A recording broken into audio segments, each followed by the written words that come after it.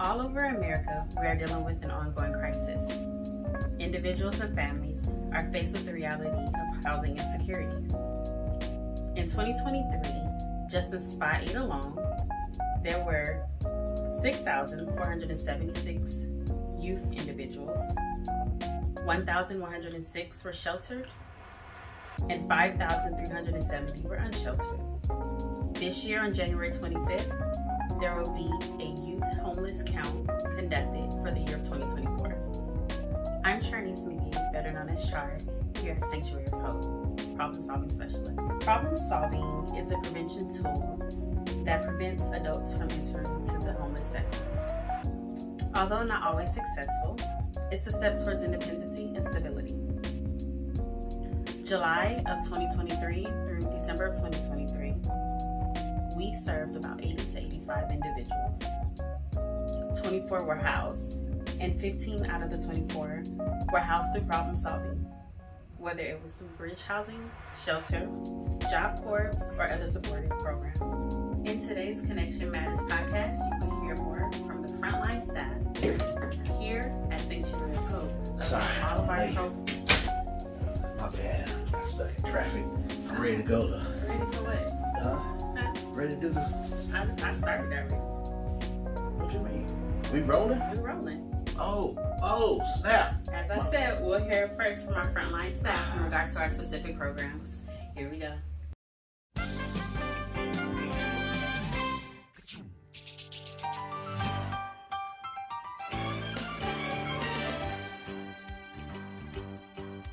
It's a rare condition this day and age to read any good news on the newspaper page. And love and tradition of the grand design, some people say, is even harder to find. Well, then there must be some magic clue inside these gentle walls.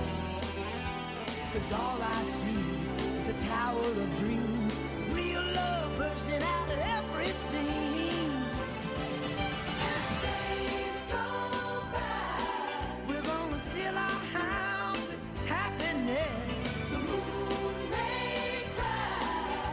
Smother the blues with tenderness. As days go by, there's room for you, room for me, for gentle hearts and opportunity.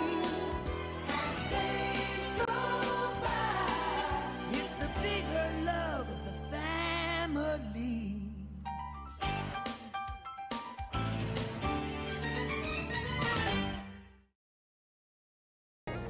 Hello, everyone. Welcome to Sanctuary Hope and Hope Connections podcast. To my left, or your left, my right, we have Lawrence McCowan. Yes, I'm Lawrence. I'm the workforce coordinator here at Sanctuary of Hope. It's good to meet you guys. And we have Miss Stephanie. Stephanie Marquez, YHDP coordinator, working out of the office. And Miss Yolanda. Hi everyone, my name is Yolanda and I am the TLS case manager. And Mr. Christopher. Hey, I'm Chris. I'm a PSA for our access team. All right, so let's jump on into this thing. And the topic today is homelessness. Yeah. This is what we do, right? And this is an ongoing battle that we've been, some of us been in this game for what? I've been in for 6 years now, and can be very difficult and challenging at times. However, what keeps me going is really being able to connect with young folks and being able to get them on the right path to success. So I know one of the main things that we have done this fiscal year was we changed the way we approached outreach. Not really necessarily changed, but we added a different component to our outreach. You guys are all on the front line for outreach, and so just speak a little bit about your experience and what it is that we're doing out there. I guess I'll jump in there next. Yeah.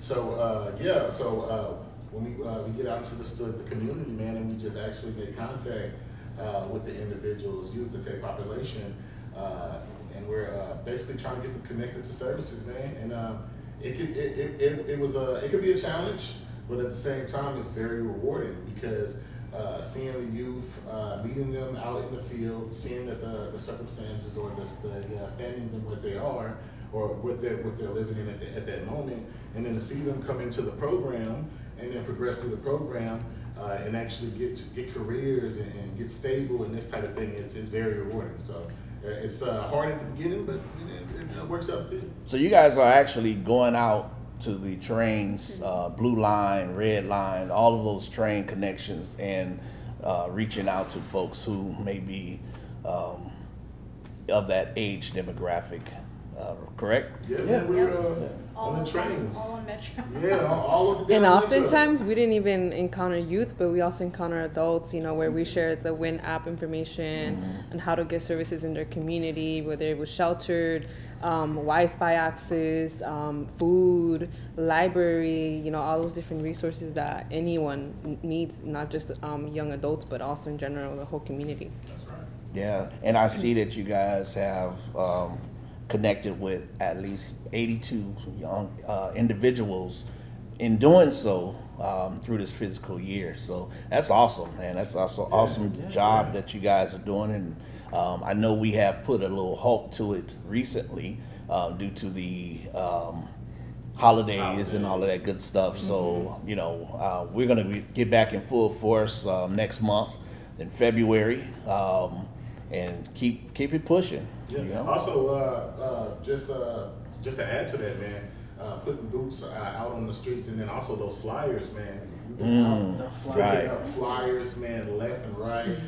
We're getting a lot of feedback, man, from individuals who just see those flyers, man, all up and down Metro, on the buses, that type of thing, around the train stations and stuff that we be setting up at to get the maximum amount of youth that we can come in contact with. And we're getting a lot of feedback from just the flyers as well. And those flyers in general are helpful because if maybe you don't need it, but someone else might need that resource. Absolutely. So just, having Sanctuary of Hope out there is already enough to, give a call, say, I need services in this field, or in this, I need housing, resources to connect back with my family, hygiene products, things like that. Right. That's we're out there with hygiene. We do take the hygiene, Absolutely. So connection matters. And so my question is, why does connections matter? I think for me, connection just matters because we are a support system. Research has, shown that a lot of people thrive off of just supporting each other, being a resource to, people who actually have never had a connection, a genuine connection, mentor, a role model. I think that just, it's the bottom line of someone thriving. It's just having one meaningful, genuine connection. I think awesome. The idea of we're not meant to do things alone.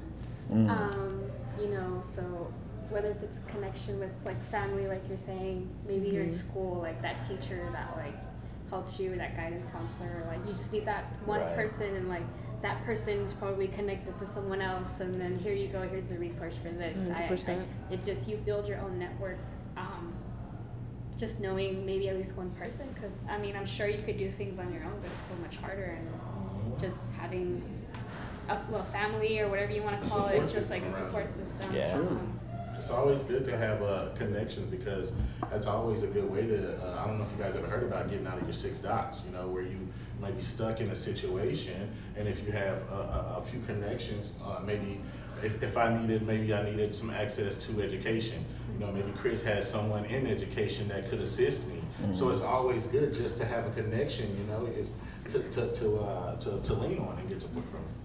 Awesome. Yeah. Something else I actually wanted to tap in on is, are youth connecting with each other, honestly? Yeah. That's something that isn't talked about, where it's just okay, yes, we have all the connections, but the youth actually getting to work with themselves, it's crazy. I've seen youth just come in for what I do, intake, and build a connection right then and there. Maybe they become roommates, or maybe they can serve resources for jobs to each other. Awesome. Yeah, that's awesome there.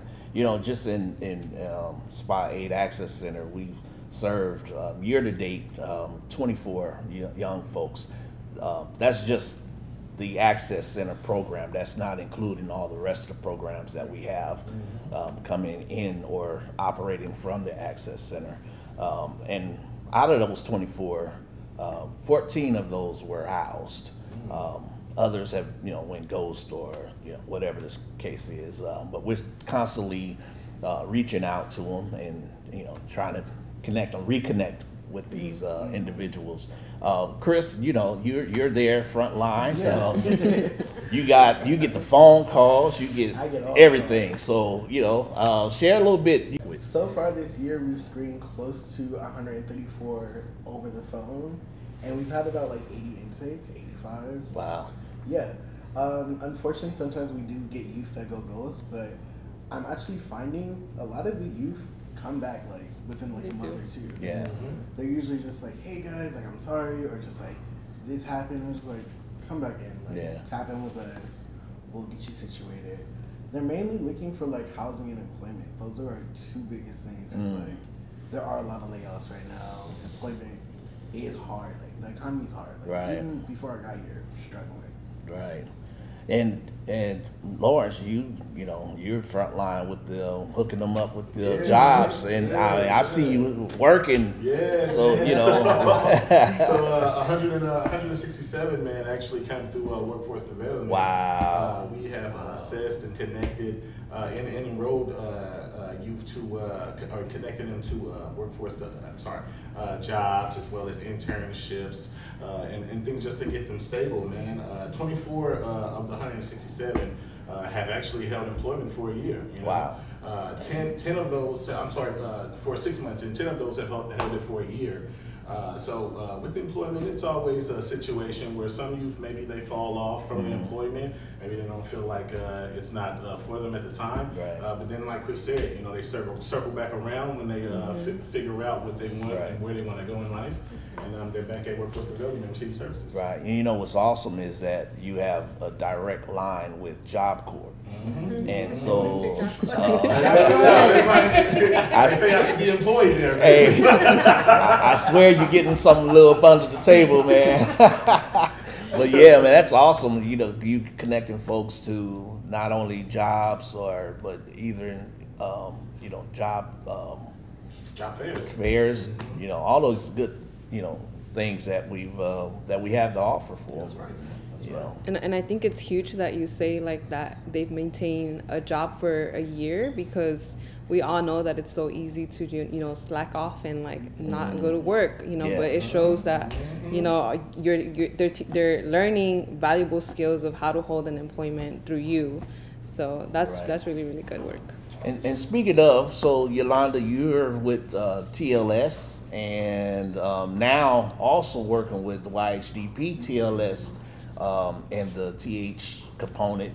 How's that looking for you? Because, although the criteria is not to be employed, but however, we understand the value of going into this program and being employed. And how does that, So not being employed can be a barrier, which is why I always say, if you don't have a job, Lawrence, go to Lawrence. But I think so far right now we've served a little bit around 20 youth from the beginning of the fiscal year to now, and housing 5. So enrolled 7, but 5 are housed, and so it's been rewarding to see young people move into permanent housing or after maintaining their employment for a little bit more than 3 months, collecting pay stubs, making sure that their income's verifiable and it's actually like a job that they have. We can prove this to the landlord that they can sustain a job, they can be responsible in paying rent.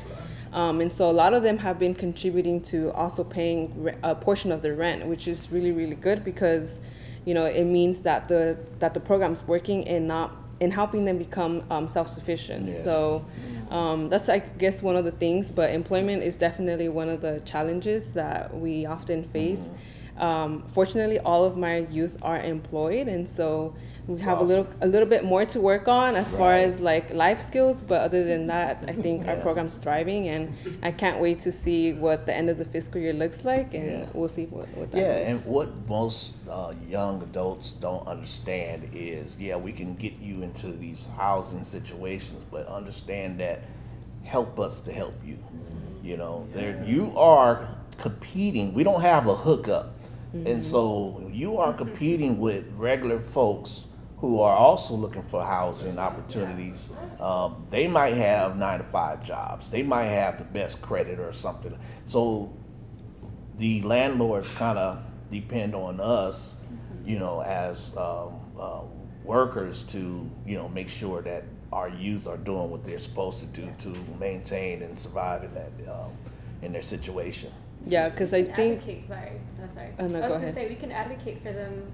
Yeah. Like, talk to landlords. Like, say this person is great, rent to them. But it's like, but like, help me help you. Like, show me something. So There's only so much we can do. And I think part of that too, my program's partnered with Harbor Interfaith, and we've been, also having a good relationship, good partnership with them, and getting our checks delivered on time, making sure that the rent of our youth is being paid also on time. Because one thing is like getting them housed, but the other part or the other component is like them retaining their housing. Yeah. So, if we fall off on our end, that's also could be, a challenge for the youth also getting already like a 3-day notice, or also on their end too. So what trends have you seen or identified to be barriers for young adults in their situations? The credit score. Well, like we talked about employment, but even like increasing your income, because I know like we had a youth who she was working one job and it was hard finding her housing. Like she kept getting turned down because they're like, we don't feel like she can cover the whole rent. They explained it to her. She got a new job, increased her employment, and it was like from 1 week to the next she was like in her approved for her apartment. But definitely like credit. Employment wise, definitely. I'm seeing that youth are having trouble with passing drug tests, man. Oh man. You know what I mean? I gotta be sure honest. This is California, and a lot of youth like to enjoy things. So so just doobie doo. just getting youth to understand and focus, like. If you want to become stable, man, it's probably best to detox. You know what I mean, and actually get used to having life sober, man, and get used to sober life, man, because that's how you're going to gain, higher levels and things like that. So just having youth show up to drug tests after they're like, yeah, Mr. McCown, I can pass it, I can blah blah blah. They show up and they fail. Or they get the job and then they're caught, smoking at work, or these type of things, you know. But I'm trying to remedy this situation by getting youth actually connected to the ACE. Let me get this correct because I want to make sure I get this right. It's the SMHH program, which is actually a substance abuse program. Okay. And then also just getting youth to understand, like, man, being sober is okay. You know what I mean? It's you don't have to party all the time. Is. There's other alternatives too. There's other alternatives. So that's one of the trends that I'm seeing as an issue with the youth and employment. Yeah. I guess adding to that, like lack of financial literacy is another component or another challenge that we see a lot of youth trying to overcome. Budgeting, even for me, it's a little bit hard to budget, but when we're talking about having our clients or youth contribute a portion of their income to rent, sometimes even if they don't know how to budget, it makes it difficult for them to say, I'm going to contribute 30% of my income. Right. And that's one thing or one skill or life skill that I think we should contribute in helping them, get a little bit better at, just by helping them build a more precise and a budget that they can rely on. And obviously budgets you can fix, change, but I think that's one of the challenges that they face as well. Right. I think we might alleviate that problem a little bit in the future because I'm going to be making efforts, well, SOH in general is going to be making efforts to get we have Financial Literacy Connect that we're going to be trying to get back into SOH. Now that SOH Hope Connection has rearranged our settings, we have more adequate space for youth to come. We have more adequate space for individuals to come to our location and actually put on seminars and things like that to get our youth connected to things like financial literacy and other opportunities like certificate programs that may fix their stability and fix their financial issues. And that's what we all about at SOH is we're all about development. So it's one thing to get individuals housed, but there's other things that comes behind that, and the developmental part is very key to their success and to sustaining. All right, listen up while staff share with you a couple of many success stories. So when I think about success stories that happen here at SOH from the youth that we get in here at Hope Connections in the Drop-In Center, I think about this one individual who came into the program. He actually showed up with his support system that day, and they were like at odds with each other, which was making his housing at jeopardy. And so, working with workforce development, we were able to get him into Job Corps and take care of his housing situation, take care of this, and mend the bond between him and his support system, so that he's actually doing well now. He's actually enjoying. Actually, he's studying to be a pharmacy technician within Job Corps. So when he graduates, he'll be able to get out into the community, become stable, and then maybe be an example for someone else who wants to change their life and become stable as well. A recent success story we've had, one participant came in, expressed to me that she was having some difficulties with housing. Her family was going through what she thought was a foreclosure on the house. Come to terms, it was an eviction. And she was asking for housing assistance. So I told her to bring all the paperwork in, looked at everything, and weighed her options for her. We were able to put her in a program with TLS, and she was able to move into her own place recently. So another participant that came in, she came in saying that she was staying at her grandmother's abandoned house. Her grandmother had passed. She was still staying there. They came and told her when she needed to move, so she was looking for housing assistance as well. She was able to actually go and stay with an extended family member. We were able to help them out with groceries, through problem solving. She stayed there until she was accepted into Job Corps, and now she's in Job Corps pursuing her trade. That's awesome. That's good stuff, you guys. One more question for you guys. Are you seeing any barriers within the system as it currently is? The system, I think that one of them is also the rent is so expensive. Yes. Cost of living. And I think that also just talking about if the system were to be able to build some kind of partnership with these property managements to be a little bit more lenient and more,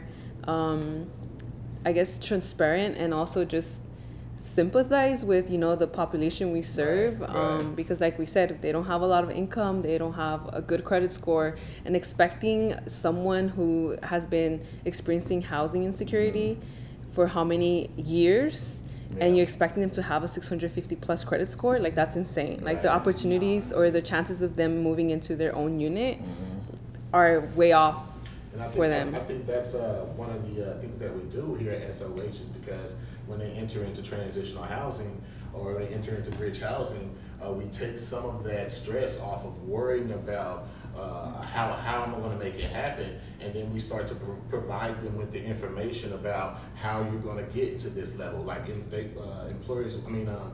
property managers want to see check stubs. They want to see, there's a list. We give them a fact sheet so they actually see, like, this is what we need to work on here before we get you some stable housing, before you, let's get your understanding correct on what you absolutely need, because they come in here just thinking like, oh, it's just Joe Schmo. Like, no, there's actually, like they say in the streets, there's levels to it. Absolutely.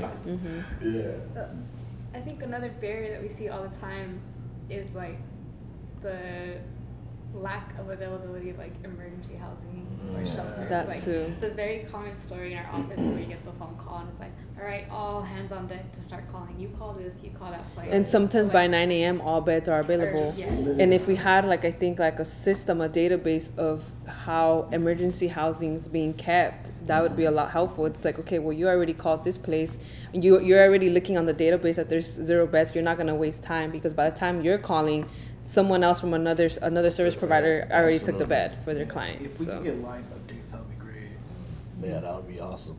Think about this. I remember back in, say, about early 90s, there was a campaign for housing for the elderly. What if there was housing for that transitional age youth? Wouldn't that be something awesome? Like giving them, not just like throwing them in there into the wild, but just giving them a little bit to be able to get their feet wet just enough, Yeah. you know. And it also will alleviate them from having to compete with the others outside of that realm, outside of that demographic, I think it'll give them a fair shot at, because we all know, these young folks are coming from many different, and they're in a situation for many different reasons. And so, but I think if that was a thing, I think it would be so awesome for our young folks to be able to combat this situation and also be able to move forward and press through life. All right, folks, that just about does it for our time here. I hope you all enjoyed this as much as we have. From all of us at Hope Connection, where we connect hope with success. Hope starts here.